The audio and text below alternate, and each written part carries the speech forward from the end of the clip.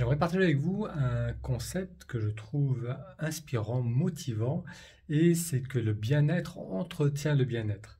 Alors pour comprendre ce concept, on va regarder l'opposé, comment la négativité nourrit la négativité. On verra que la même chose se passe au niveau du mieux-être. Donc la négativité nourrit la négativité, c'est un concept qui est bien compris au niveau de la psychologie.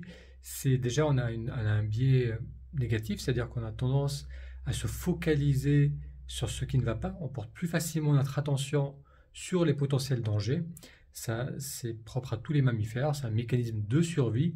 On met plus d'importance, on met plus d'attention sur ce qui ne va pas ou sur ce qui potentiellement peut être dangereux. Et la deuxième chose qui va se passer, c'est lorsqu'on commence à se focaliser sur ce qui est négatif, on a aussi tendance à faire ça, à faire écho avec des situations passées qui vont ressembler au niveau de la négativité, au niveau de l'expérience. Par exemple, si on se sent rejeté au niveau du travail, qu'on n'est pas entendu, il y a des pensées qui vont faire écho à d'autres pensées. On va repartir dans le passé et repenser à toutes les fois où on a été rejeté. Et on va partir dans une spirale de négativité qui va accentuer ce sentiment de mal-être, de stress, de négativité. Donc ça, c'est comment la négativité, le stress entretient le stress et on renforce le stress.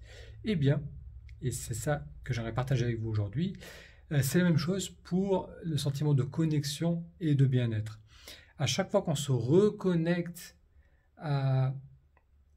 au moment présent, au corps, qu'on revient dans l'instant, qu'on ressent cette ouverture, ce calme qui est associé avec cette connexion au moment présent, non seulement ça va nous faire du bien dans l'instant, mais ça va aussi faire écho à tous ces moments passés où on était bien, où on était connecté à soi ou connecté aux autres.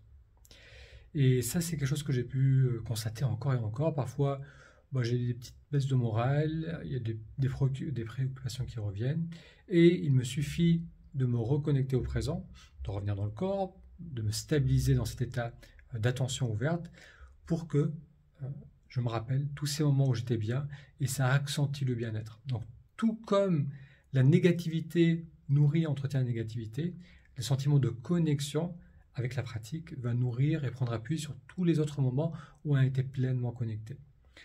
Donc ça, je trouve que c'est motivant, c'est inspirant pour explorer cette voie de connexion, pour explorer la méditation. Donc, qu'est-ce que vous en pensez? Est-ce que vous avez pu faire le lien entre le fait d'être bien dans le moment présent et sentir que ça nourrit et ça renforce le sentiment de bien-être, parce que ça prend appui aussi sur tous les moments passés de bien-être? Est-ce que vous avez peut-être certainement aussi constaté que lorsque vous êtes dans la négativité, lorsque vous êtes inquiet, ça a tendance à vous faire replonger dans les vieilles peurs, dans les vieilles inquiétudes? Donc n'hésitez pas à laisser un petit commentaire pour partager votre expérience. Et en ce moment, les week-ends, je vous propose de se retrouver pour faire une séance découverte de méditation. Alors c'est des séances individuelles, donc on se connecte vraiment ensemble, en visio, sur WhatsApp, par téléphone, et ce qu'on fait pendant 30-40 minutes, c'est vraiment on explore la pratique de la méditation pour vous permettre de faire l'expérience, d'être vraiment là, dans le moment présent. Ces séances, elles sont proposées les week-ends, en allant sur taméditation.com, je répète, taméditation.com, vous aurez accès au planning et aux disponibilités. À très bientôt pour un prochain épisode. Prenez bien soin de vous et de vos proches.